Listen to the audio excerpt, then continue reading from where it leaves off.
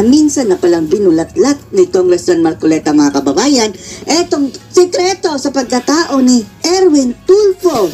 Na ngayon, mga kababayan, tumatakbong senador sa ilalim ng bagoong Pilipinas ni BBM. Okay sana itong, di ba mga kababayan, si Erwin? Di ba kung ikukumpara natin kay Raffy? Medyo aprobado tayo dito dahil hindi ito masyadong mayabang Kaso nga lang, mga kababayan, anyari. Nagpa-under ng mga ngag-ngag, mga kababayan, sa ilalim ng bagoong Pilipinas.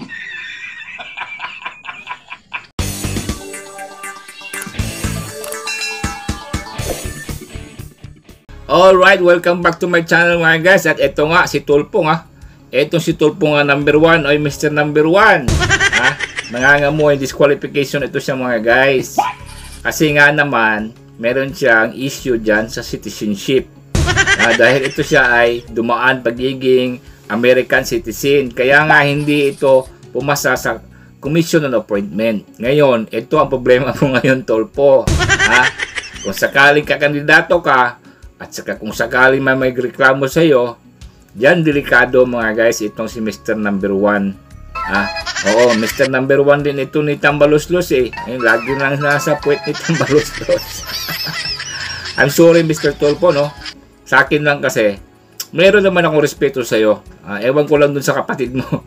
Pero ikaw, pag binabanatan mo na si Inday Sara, na talagang mai-expect mo, na babanatan ka rin namin. Kasi nung nakaraan, di ba? Nagparinig na ito sa about sa impeachment, mga guys. Naalala nyo yung mga press-con niya? Kakadeclare lang niya na tatakbo, tapos birada agad kay BP Sara. Now, kaya kita binabanatan, Mr. Tulfo. Ngayon, kung babanatan mo pa uli si Madam Sara at kung sino man, lalo na si Tatay Digong, talagang makakatikim ka sa amin dito sa taga Mindanao. Alright? Alright, mga guys, makinig tayo dito kay PBO. Shout out sa iyo, Sir PBO. Ito, maganda ito yung topic nito kasi this is about yung sa commission niya na hindi siya pumasa. At ito ang delikado sa kanyang kandidatura ngayon, Mr. Number 1. Delikado pag may mga nagreklamo.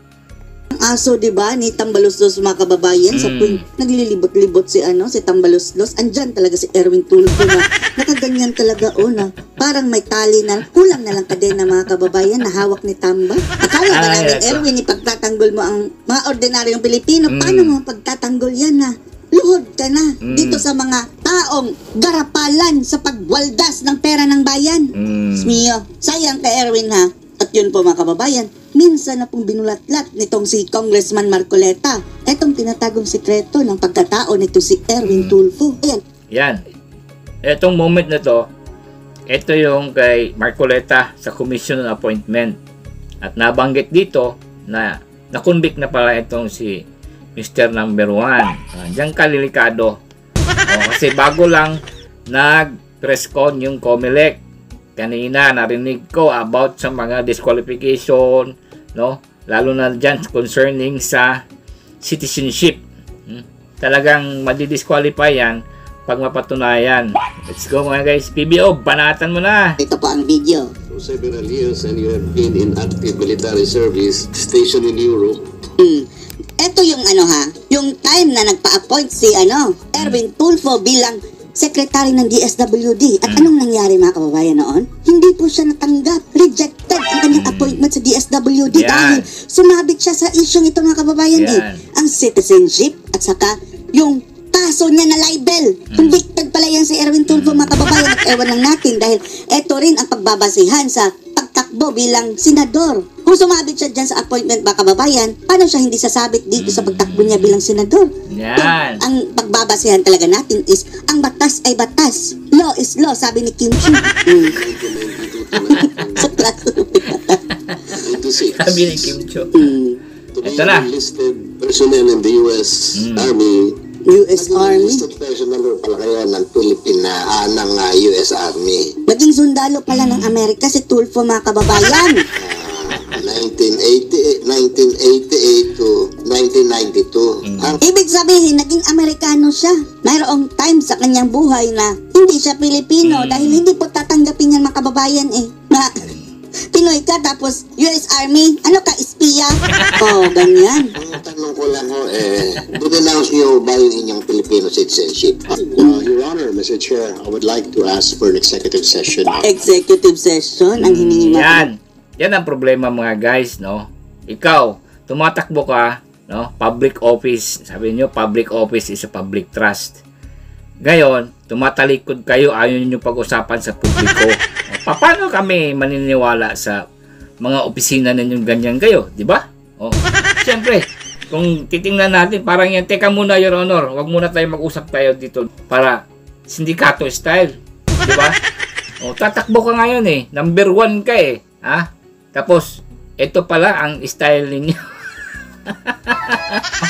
Dami mong problema, Tulpo. Oh, pag mag-file ka, tapos ngayon, meron na magko-complain. Nax. Aabangan natin yan, Mr. Number 1. Bayan, ibig sabihin, tayo lang ang mag-usap, huwag na sa publiko. Bakit hindi mo sagutin yan, Mr. Tulfo dito sa harap ng kamera? Dahil para maliwanagan ang taong bayan eh. Wala ka talagang tinatago na hindi ka Amerikano, walang issue sa iyong citizenship, ay masasagot mo yan ng diretsyo.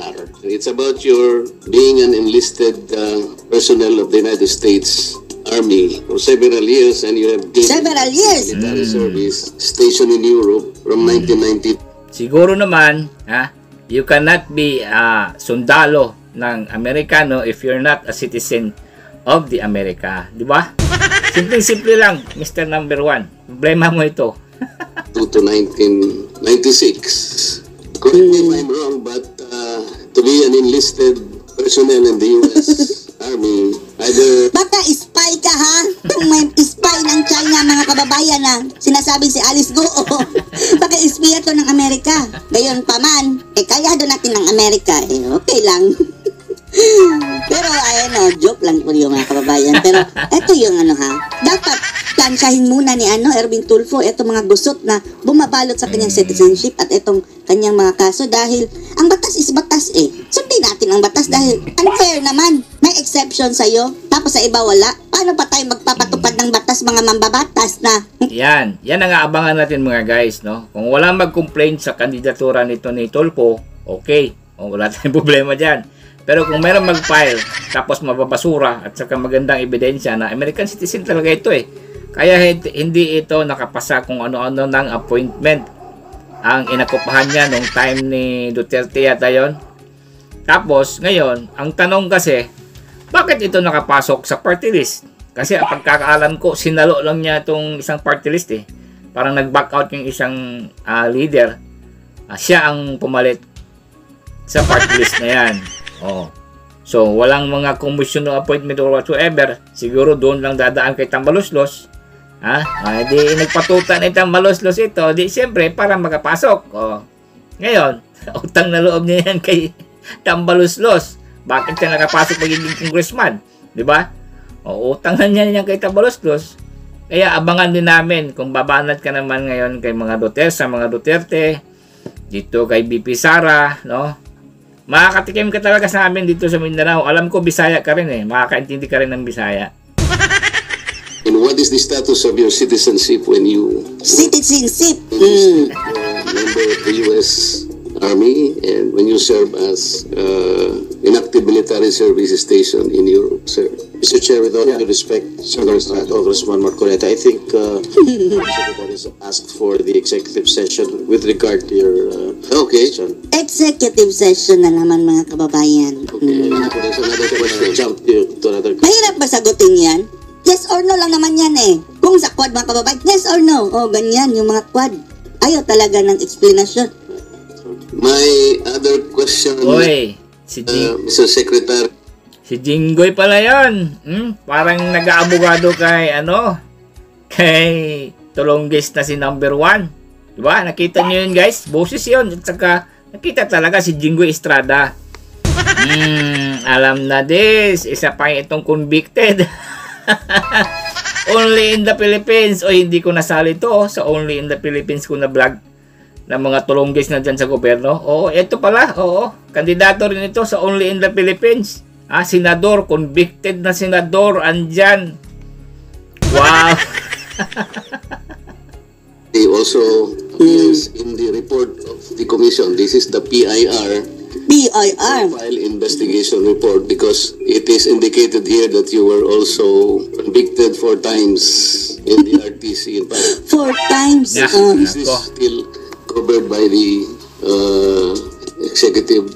So it depended only on the citizenship. Okay. Can I answer that, Your Honor, Mr. Chair? Yes, please. Sige. Sagot. That case is related to my profession as a journalist, Your Honor, Mr. Chair. There was a conviction, that's correct. It is because of my line of work as a journalist. Side. Well, maintindihan natin yan, no? Line of work as a journalist. Pero ibig mo sabihin sa journalist, meron ka, makukonvict ka talaga. So, ibig sabihin, mali ang mga sinasabi nyo as being journalist. Ha? Kasi, 4 na beses kang na-convict eh. Oh? So, siguro, libel yun eh. So, siguro may nag-complain na private. 4 na beses. No? Hindi mo may excuse yan. Kahit na journalist ka pa. So, meron talaga kayong ugali na ganyan, Mr. Tulpo. Diba? Dami kasi kayong satsat. Dami kayong satsat sa TV. Kaya nabibilib ang mga ordinaryong Pilipino. Ha? Kasi pinapalabas nyo palagi mga problema ng pamilya, ganyan-ganyan. Next, ngayon, hindi na siguro uubra yan yung mga ganyang diskarte. Kaya good luck na lang po sa iyo, Mr. Number 1. Kasi alam namin na magiging problema mo ito. Nangangamoy kang disqualification pag may mag-complain sa'yo. Libel. Pero convicted ka pa rin. Kahit pa sabihin mo journalista ka, wala namang exemption sa batas, di ba? Kung mayroon kang conviction, hindi naman sinabi na except for Erwin Tulfo o sino ba mga reporter, exemption sila. Batas is batas eh. Di ba? It's a libel, 4 counts of libel. 4 counts of libel. Libel. Your Honor, Mr. Chair. What does that exactly mean, Mr. Secretary? If you were convicted 4 times in a case involving a single individual, No, what it's not for convictions. Actually, it's the count, Your Honor, Mr. Chair. 4 counts. 4 counts of that I was libel. convicted by the same individual. I was a columnist and I write a story about the person, about the government official actually, and I have my sources, and I was compelled by the court to divulge my sources, but I did not. So it went all the way up to the Court of Appeals and to the Supreme Court, Your Honor, Mr. Chair. And Yes. Napunta na pala sa Supreme Court, mga kababayan. So this So is anong sabi ng Supreme Court? the point, Mr. Chair. There are 4 counts of libel, and you were convicted by the Pasay. Convicted guilty.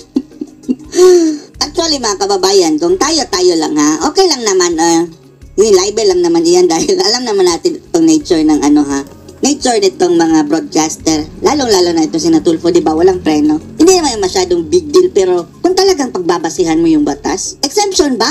Ang mga journalista, dyan sa rules ng COMELEC na bawal tumakbo itong may mga conviction ng moral turpitude na kasama ang libel. Sana gumawa muna sila ng batas, mga kababayan, na nag-e-exempt dito. Hindi yung selective.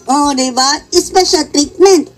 Yan na kasi nai-involve yung moral. Kailangan kasi, Mr. Tulpo, kakandidato ka, siyempre, dapat malinis po kayo. Hindi, wala kayong conviction. Di ba, mga guys? Kasi, uupo ka bilang senador eh. Kagalang-galang yan talaga eh. Ewan ko lang sa mga kongresong tulunggis. Kagalang-galang ba yung mga yun? But what I mean kasi, dapat malinis yung pagkatao mo. Wala kang problema. Siguro sa issue ng citizenship, hindi siguro masisettle yan. Pero itong conviction, convicted po kayo, kahit nga cyber libel lang yan, So ngayon, ito ang magiging problema mo, Mr. Number 1 Tulpo.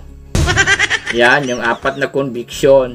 Naku mga guys. Ito yung number 1 yung mga guys. So comment kayo sa mga number 1 itong si Tulpo.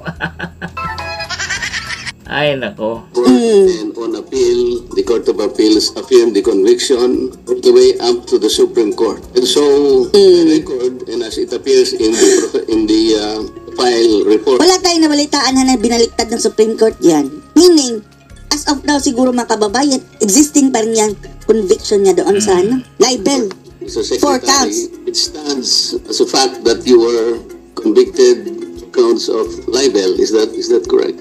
Yes, Your Honor. I admit that there was a case, but it was, like I said, in line with my work as a journalist, and it's one of the hazards of the trade, Your Honor, Mr. Chair. Well, of course, you were Ang tanong, Tulfo, so kung journalist ka, exempted ka. precisely convicted because of your work. You are a journalist, Regardless of your work, di ba?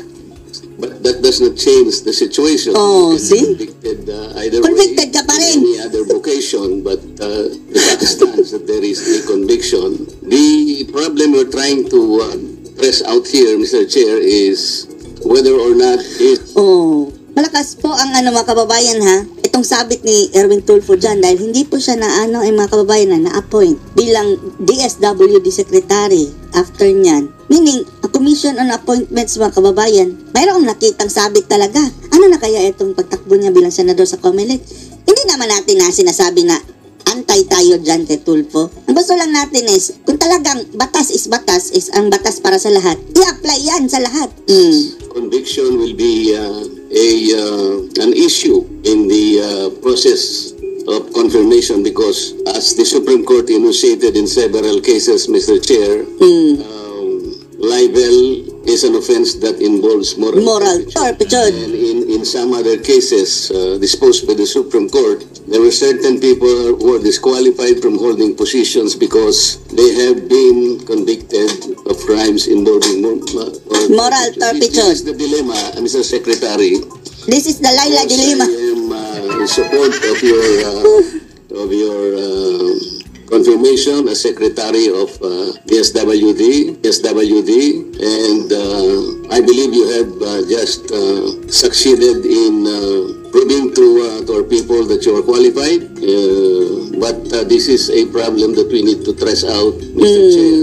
How do we dispose this dilemma before us? Because it is in the report. I could Correct. ask you this question, Mr. Secretary, if it did not appear in the report submitted to us by the Commission on Appointments, Mr. Chair. Thank you, Majority Leader. Mr. Chair, consider So, diyan natin makikita itong kandidato natin si Marcoleta, no?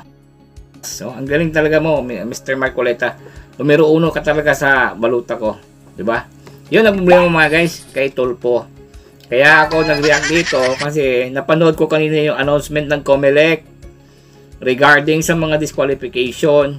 Kasama itong usapin sa pagiging citizenship ng ibang bansa. Hindi pwede nakakandidato ka, dalawa ang citizen mo, di ba? Hindi pwede American citizen magiging senador.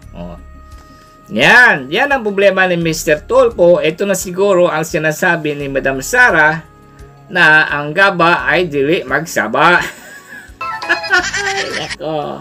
Alright mga guys, hanggang dito lang tayo, no? Maraming salamat dito kay PBO.